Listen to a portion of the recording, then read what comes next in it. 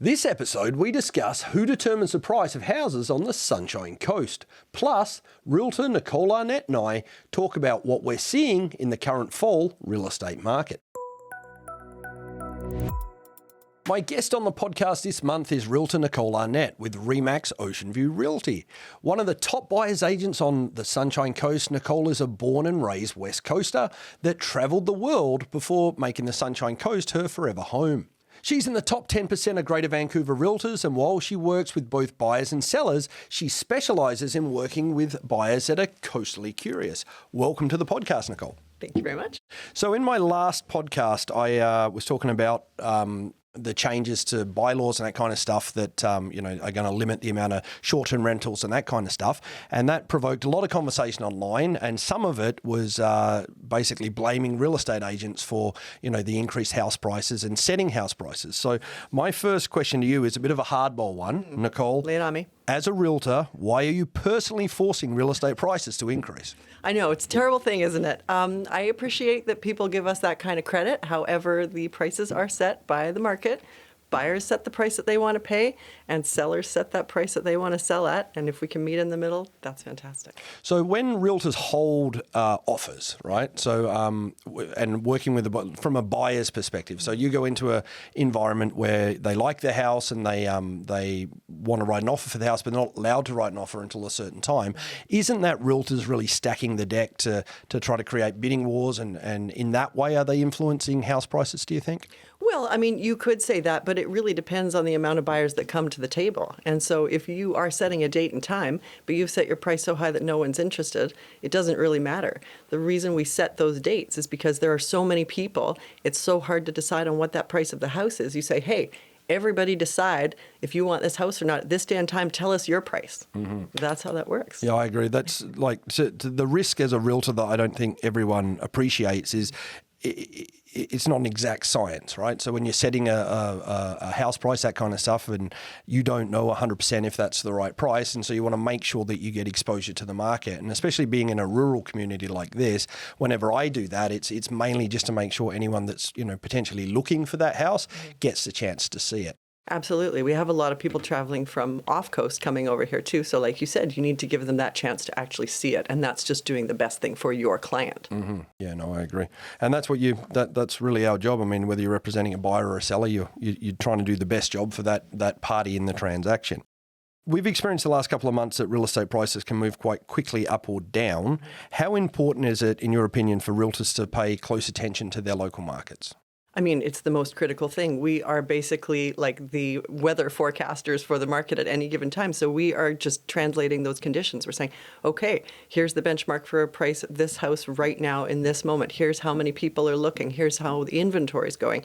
And if we're not paying attention to that, we can't advise our clients to the best of our ability and give them the best price. Have you seen some buyers like looking on the coast with realtors that are off coast? Yeah, I think, that's starting to drop off a little. I think when everything was so busy in the summer and so hectic, people were just throwing their clients at places. Now they have a little more time, and people off coast are realizing, I do need somebody who's an expert. The coast is a very unique market. We all know that.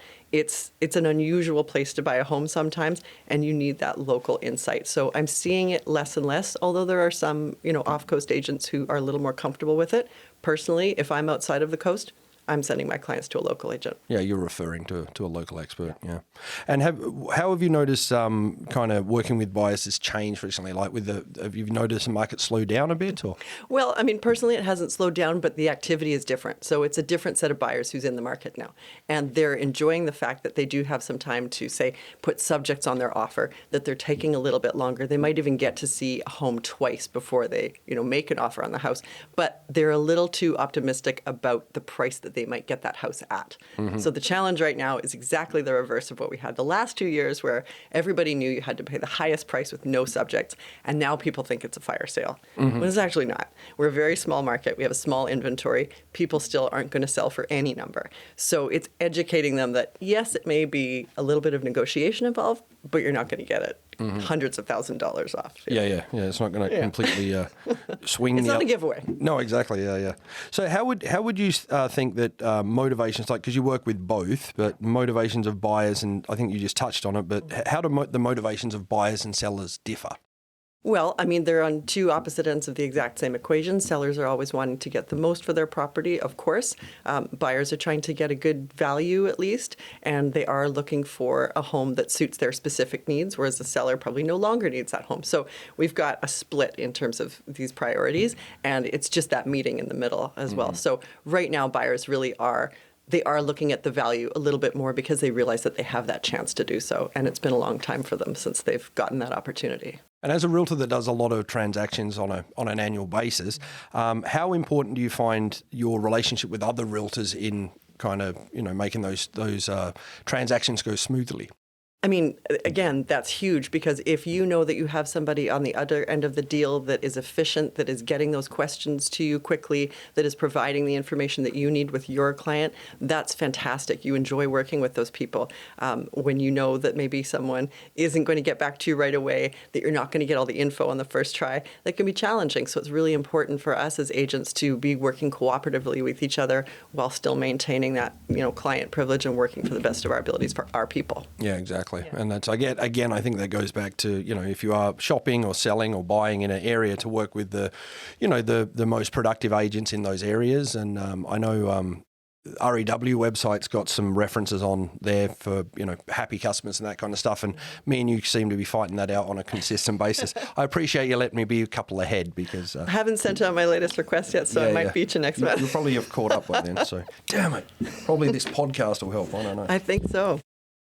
Nicole, you work with a lot of buyers, and I was curious as to what you think their mindsets are as we move deeper into a fall market. I think the buyers are of two minds right now. Obviously, they're mindful of those price increases in terms of interest rate and what that final dollar amount looks like for them for their payments. They're also looking for better value, as you said. They are conscious, of course, that as we move into the fall and the winter, inventory tends to slow down. So there's a bit of urgency there, wondering, will there be anything until the spring for them to buy? So it's a bit of the hurry up and wait. They're wanting to be cautious about their purchase, but they're not sure if they're going to see any houses that they're really interested in.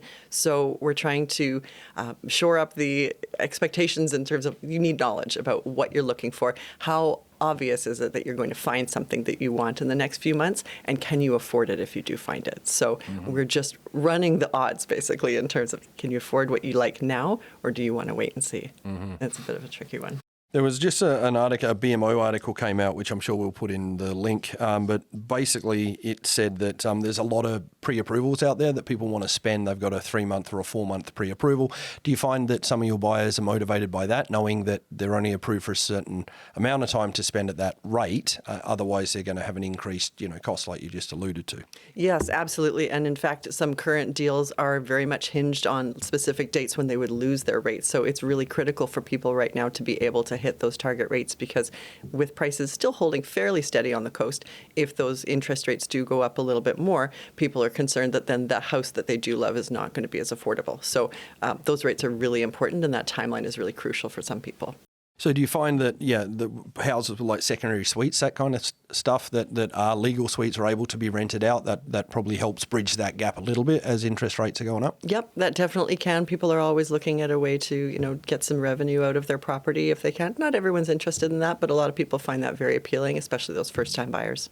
And just changing tax a little bit, with COVID and what happened there, did you notice a change in kind of the general buyer demographic you were working with? Like, tell me what your typical client was pre-COVID and then post-COVID. Absolutely. So you could see a sea change basically by May 2020.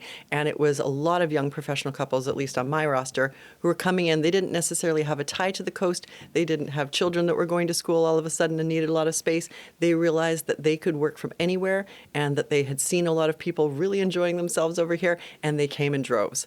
And that really pushed that market, because we all of a sudden had a new buyer pool that we didn't really have, which was people who are working remotely, who'd never even thought that they would leave the city, who could now suddenly go anywhere. And of course, the Sunshine Coast is kind of a no-brainer if you are in the Greater Vancouver area. And so exponentially we had this extra group of people looking, and certainly not enough inventory to keep up, and that's why those prices shot up the way they did. And most of those buyers have not left. Yeah, no, I saw exactly the same thing. It's like the Sunshine Coast was kind of the best kept secret, being 40 minutes away from Vancouver, and now it's like, even though we're not seeing as many buyers that are in that younger demographic coming, the collective consciousness is aware, and those that do have the means are still, migrating here in droves. So you see the traditional retirees kind of having to compete with them a little bit. So yeah, it's an interesting dynamic. It has been interesting, yeah. And what changes have you seen from sellers, like with the market shifting and moving into fall?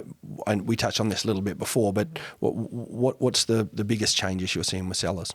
I think sellers are grappling with the fact that there might not be a lineup at the door as soon as they put that for sale sign out. Some people were so overwhelmed with the response that even the multiple offers situation was scary for them because there were too many offers to read. What a wonderful problem to have. But now sellers are realizing, okay, that has calmed down. People are looking for value. They're taking longer. There is a set of buyers who've moved on because they can get back to real life in the city and they enjoy those creature comforts that maybe a rural lifestyle doesn't provide. So they're realizing, okay, we have to be a little more sensible about our price. We have to offer more value. It's not a no questions asked process anymore. People will have inspections, and that's okay. It's basically a normal market again. And just the fact that we had such a significant change in terms of sellers market only for such a long time, some people are seeing a bit of a sky is falling issue, but really we're just coming back to the normal process of buying a home, which is you make an offer, you do your inspections, you have your due diligence, you like what you see, and you can confidently move forward, which I think is best for everybody, really. Yeah, it's definitely a more civilised way to buy a home. Indeed. Yeah. With that being said, the tax assessment, so BC assessment, do you ever notice buyers looking at the BC assessment and questioning you on that? And just generally, how do you handle those questions? So say, for example, someone's selling a house for $1 million, but it's tax assessed for $500,000. How do you look at that and explain that to a potential buyer? I mean, that's a great question, and it's one of the first questions a lot of them ask because they look at the assessment, they see how low it might be, and you have to take a look at the assessment in a very rational way. This is a huge grain of salt situation. So those assessments aren't based on an in-person walkthrough by an inspector, so there could be upgrades they don't know about. The house could be completely renovated in terms of expanded, and they don't know about it. That assessment is a very baseline value, and so then you have to look at, okay, well, how many more houses are there like this? What shape is this one in? Where is it located? Do you love it in the moment so much? There's so many different factors that go into that. So the assessment is a good base price, but it's not necessarily a true value. And we are seeing the other flip side too, where some sellers are really interested in selling and they're selling below assessment. And that is a massive selling point for people because if we're told, hey, assessment's not really the top dollar and you're selling below that, that's a huge flag that someone's motivated and this is a good deal for a buyer. So, Nicole, I've seen some substantial price changes in the past few months, but some listings seem to have optimistic asking prices. When working with a buyer, how do you handle them wanting to make or what could be perceived as an aggressively low offer? Well, you have to look at it a couple different ways. There's a human being on the other end of this offer who's going to read it and feel a certain way about it. So what you want to do is, even though you want to get a good deal on a house, you have to avoid actually hurting someone's feelings. We do say, yes, you're supposed to negotiate without emotions, but that's our job as agents. The other parties are very emotional about it. So going in really low, you have to either justify that with a lot of knowledge about the property and reasons why, or you're basically just saying, I'm just trying to get a ton of money off your house. What do you think about this?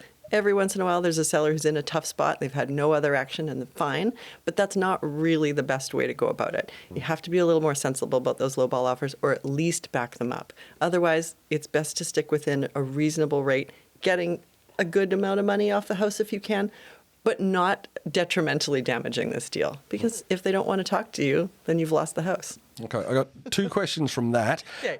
First of all is, how do you manage sellers' expectations when you're going to market and they may have an increased idea of what the value of the house is? How do you kind of mitigate that and get them back into reality? Well, I mean, first of all, you can judge if your price by the activity on the house. If you've got a bunch of people knocking on your door and asking for showings and asking for more info and even writing offers, that's a good sign that you've at least done something right. If it's complete crickets, there's a very good chance that you have just priced it too high. There's no other reason. Everyone's online. Everyone can see the listing. The photos are probably great if you or I are listing it. So, of course. obviously. So, there's a reason, and it's the price that it's keeping people away. So you have to say, okay, maybe we are going at this price, but the activity is going to show us if we got it correct or not. We know you love this house. We know you think it's worth X, but the market's going to tell us one way or another.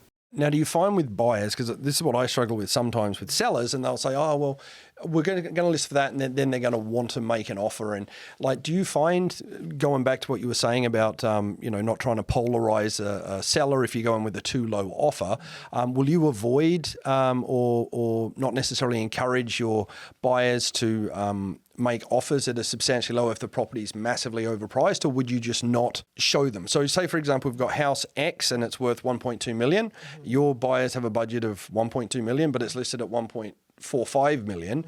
Will you assess properties and then take your buyers out to look at them even if they're overpriced and then encourage them to write an appropriate offer? Or would you find that overpricing a property will dissuade really showings and people even going to that property? That's a good point. I mean, I think it depends on what I would assess that property at before I bring my people. I really don't like to bring people to something that's well out of their budget, regardless of whether I think it's worth X or Y, just because you're setting an expectation that everything is sort of on a huge sale, and they might see properties that are out of their reach that then disappoint them for what is in their price range. We want to keep everybody as realistic as possible. But if a property really does just have a huge price tag on it that it doesn't really warrant, might take them to it and say, hey, we've got the backup that this isn't actually what it's worth. Let's go see it. Maybe we can actually present a case. And I think it's worth X and Y. Here are all the comparables. Here are the reasons. We find that, a lot of people want to try a price, quote unquote, and let's see what happens. So if you bring an offer in the first couple of days that just come to the market, they're way overpriced, and you bring a sensible price, chances are they're not really going to talk to you. But if you can back it up with numbers, with facts, with comparables, and a clean offer, relatively few subjects, and say, hey, this is what we believe it's worth, this is why, and this is how simple we're going to make that process. A lot of times people do appreciate that and they say, okay, this makes sense. Again, it really depends on the seller's motivation, and some of them will sit for 6 months and say, no, I believe it's going to happen, and those ones we can't do anything about. But I like to back up my offers like that. Give it a shot if it does make sense, but not just throwing spaghetti at the wall and seeing if it sticks. So as we're moving into fall, obviously Halloween's coming up, and I think everyone would like to know what you're going as this year. Ooh, well, what am I going to go as? I don't know yet. Let's see. A remediation report? A house full of asbestos? I don't know. What are you going as? I was thinking, I haven't fully decided yet, but I was thinking maybe the lead singer of the Red Hot Chili Peppers. Obviously. Yeah, that's Get what I'm that going to sock ready, buddy. No. Ooh, that could be a challenge. No, not too much. No, too much. No, that's good. That's perfect. Yeah, I forgot he wore that. I mean the newer version, not the blood sugar sect magic. The former one. heroin addict version. No. So they did that for that album. Now their new album, it's a different little bit of vibe. More clothes for the lead singer anyway. I think Flea's probably still naked.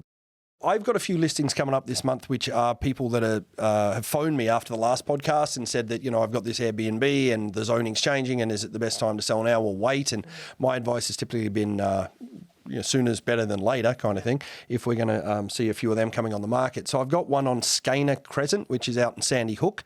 That's a really nice a log home that's been used as a vacation home for the seller, and he has been doing a bit of Airbnb there, but it's got beautiful views. It's in a really nice location, and it's just a great little getaway spot. Do you have any that you've got coming up that you wanted to give a plug to? I do, yeah. I actually have a wonderful little one-bedroom townhome overlooking Brothers Park in Gibsons. So it's in the Maplewood complex. Really great spot. Oh, nice. 956 square feet. Upper floor, beautiful vaulted ceilings, new kitchens, bunch of balconies, and that's on at 604, which is great. So you basically get a brand new home, save the GST. Have a really cute little rancher coming on in Upper Gibsons, 3 bedrooms, 1 bathroom, nice little yard. Needs a little bit of a cleanup, and you have an absolutely adorable little home. And then something coming on in Marine later on this month. Marine, that's the Marine Drive, yeah. Marine Drive, oh, okay. Yeah, Awesome. In Gibsons as well, close to the ferries, great commuter home, and has a suite. Nicole, thanks for being my guest on the podcast this month and providing some really important insight for buyers shopping on the Sunshine Coast. If someone wants to work with you, how would they go about contacting you? They could contact me at NicoleArnett.ca. Give me a call or text 604-765-0017, or of course Instagram at Nico Coastal Homes. Awesome. And I can attest, as someone that's been on the other side of many deals with Nico, it's an absolute pleasure to work with her. And if I wasn't a real estate agent or I was shopping on the Sunshine Coast, I'd definitely give her a call. So thanks so much for coming. Thanks for having me, Tony. My pleasure. Thanks for watching, and if you haven't already, please consider subscribing. While you're here, maybe you want to check out one of my listings or watch my video about why you should choose me to sell your home.